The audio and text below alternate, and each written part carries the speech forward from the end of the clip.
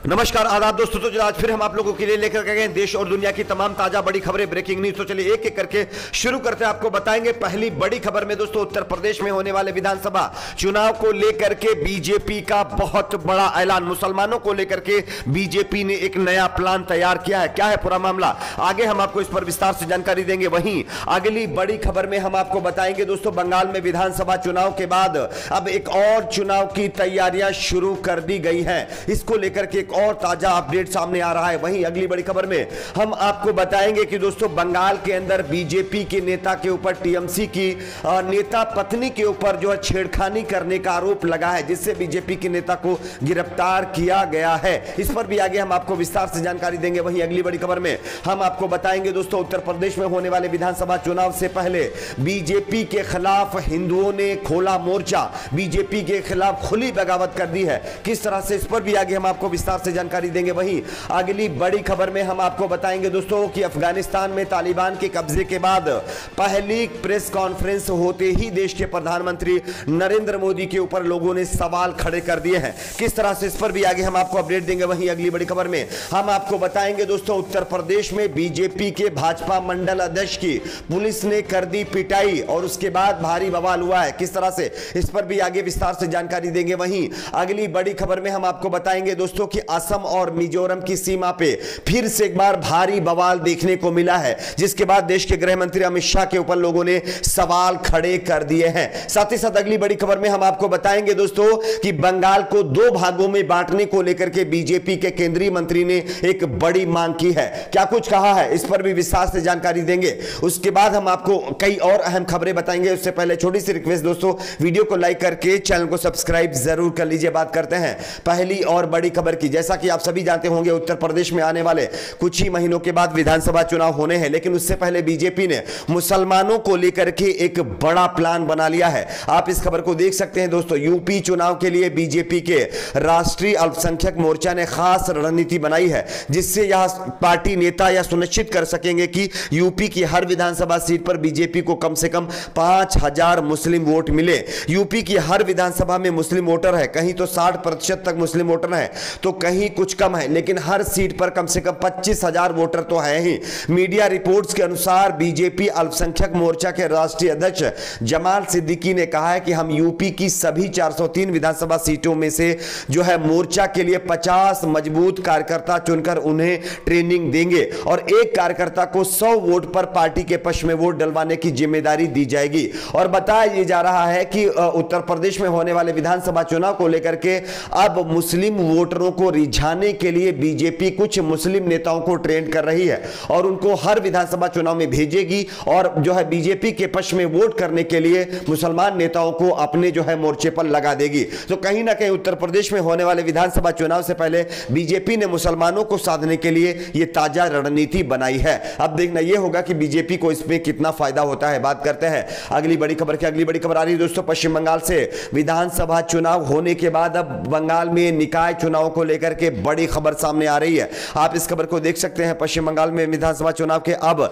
निकाय चुनाव पर लोगों की निगाहें टिकी हुई है। जानकारी के मुताबिक यह चुनाव दुर्गा पूजा से पहले ही संपन्न करा लिए जाएंगे। साथ ही चुनाव आयोग द्वारा इस बाबत तैयारियां भी की जा रही हैं। वहीं चुनाव को लेकर के तृणमूल कांग्रेस भी तैयारियों में जुट चुकी है। विधानसभा चुनाव के बाद भाजपा के लिए यह फिर से परीक्षा की घड़ी होने वाली है। गौरतलब है कि विधानसभा चुनाव में तृणमूल कांग्रेस को जीत मिली थी, वहीं भाजपा को महज 75 सीटों से संतोष करना पड़ा था। लेकिन अब बताया जा रहा है कि पश्चिम बंगाल के अंदर नगर निगम समेत कुल 112 सीटों पर निकाय चुनाव होने जा रहे हैं। इसको लेकर के बहुत जल्द चुनाव आयोग तारीखों का ऐलान कर सकता है। यानी कि पश्चिम बंगाल में अब एक बार फिर से बीजेपी और टीएमसी आमने सामने एक और चुनाव में देखने को मिल सकती है। बात करते हैं अगली बड़ी खबर की। अगली बड़ी खबर आ रही है दोस्तों, बीजेपी के नेता पर लगे गंभीर आरोप, महिला के साथ छेड़खानी मामले पर बीजेपी नेता को गिरफ्तार कर लिया गया है।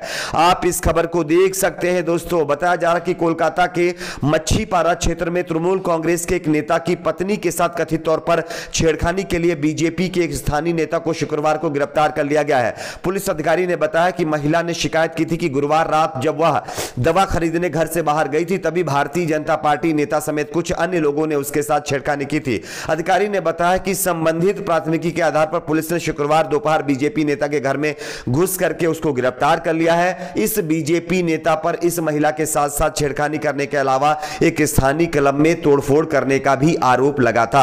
यानी कि बेटी बचाओ बेटी पढ़ाओ का नारा देने वाली बीजेपी के नेता किस तरह से बेटियों की हिफाजत कर रहे हैं, यह ताजा मामला जो पश्चिम बंगाल से देखने को मिल रहा है। बात करते हैं अगली बड़ी खबर की। अगली बड़ी खबर आ रही दोस्तों, उत्तर प्रदेश में होने वाले विधानसभा चुनाव से पहले हिंदू बाबाओं ने बीजेपी के खिलाफ मोर्चा खोल दिया है। आप इस खबर को देख सकते हैं दोस्तों। जानकारी के मुताबिक निरंजनी अखाड़ा के महामंडलेश्वर सत्यानंद गिरी महाराज ने बीजेपी पर हमला खोलते हुए बीजेपी के खिलाफ मोर्चा खोल दिया है। उन्होंने आरोप लगाते हुए कहा है कि बीजेपी ने संतों से झूठा वादा किया, बीजेपी ने संतों से किए वादे पूरे नहीं किए, इसलिए मैंने बीजेपी छोड़ दी है। उन्होंने यह भी कहा कि अगर बीजेपी मेरी मांग पूरी करे तो मैं फिर से बीजेपी में जाऊंगा, लेकिन ऐसा होने वाला नहीं है। उन्होंने आगे कहा कि धर्म एक वृक्ष है, धर्म के बिना राजनीति अधूरी है, इसलिए धर्म होगा तो राजनीति जीत पाएगी, धर्म नहीं होगा तो राजनीति नहीं चल पाएगी।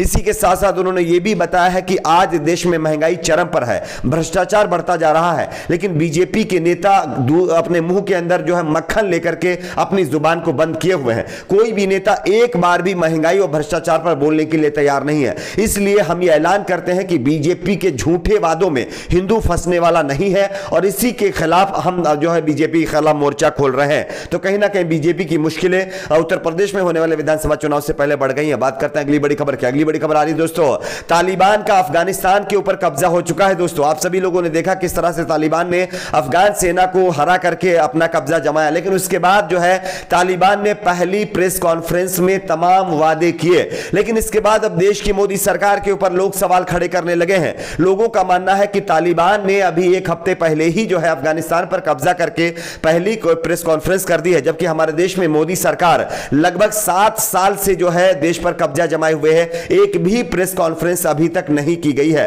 तो आखिर क्या मामला है, आखिर मोदी सरकार देशवासियों के सवालों से क्यों बच रही है? तो लगातार तालिबानी के मामले पर मोदी सरकार को लोग घेरते हुए दिखाई दे रहे हैं। बात करते हैं अगली बड़ी खबर की। अगली बड़ी खबर आ रही दोस्तों, बीजेपी के नेता की भयंकर पिटाई। उत्तर प्रदेश में पुलिस ने बीजेपी के नेता की पिटाई कर दी है। आप इस खबर को देख सकते हैं। जिरौली धूम सिंह पुलिस चौकी में भाजपा के जिरौली धूम सिंह मंडल अध्यक्ष की पुलिस कर्मियों ने जमकर पिटाई की है। जानकारी के मुताबिक गांव वालों के बीच एक छोटा मोटा झगड़ा हो गया था, जिसमें बीजेपी के नेता धौंस जमाने के लिए पहुंचे थे। उसके बाद पुलिस स्टेशन में जाकर के अपनी दादागिरी कर रहे थे, जिसके चलते पुलिस वालों ने बीजेपी के नेता को ही उल्टा कूट दिया है। यह ताजा खबर अलीगढ़ से सामने आ रही है। बात करते हैं अगली बड़ी खबर की। अगली बड़ी खबर आ रही है दोस्तों, असम और मिजोरम की सीमा पर एक बार फिर से भयंकर टकराव शुरू हो गया है। आप इस खबर को देख सकते हैं। जानकारी के मुताबिक असम और मिजोरम की सीमा विवाद के कारण हुई पुलिस बलों के बीच हिंसक झड़प के बाद 3 सप्ताह बाद सोमवार को फिर से एक बार जो है यहां पर हिंसक झड़प देखने को मिली है, जिसके बाद लोग देश के गृह मंत्री अमित शाह के ऊपर सवाल खड़े करने लगे हैं कि आखिरकार अमित शाह चुप्पी साधे हुए क्यों बैठे हुए हैं। अगर गृह मंत्रालय और लॉ एंड ऑर्डर उनके अंडर में आता है तो सीमा पर जिस तरह से विवाद हो रहा है उसको लेकर के खुल करके मीडिया के सामने वो जवाब क्यों नहीं दे देते हैं। तो कहीं ना कहीं गृह मंत्री अमित शाह एक बार फिर से असम मिजोरम की सीमा पर चल रहे विवाद को लेकर के यानी मुश्किल में आ चुके हैं। बात करते हैं अगली बड़ी खबर की। अगली बड़ी खबर आ रही है दोस्तों, बंगाल को 2 भागों में बांटने को लेकर के बीजेपी के केंद्रीय मंत्री और नेता बारला सिंह ने बड़ा अब यानी कि मांग कर दी है। उनका कहना है कि पश्चिम बंगाल को 2 हिस्सों में बांटा जाए। आप लोगों की अपनी इस पर क्या राय है नीचे कमेंट बॉक्स में जरूर बताएं। वीडियो को लाइक शेयर, चैनल को सब्सक्राइब जरूर करें।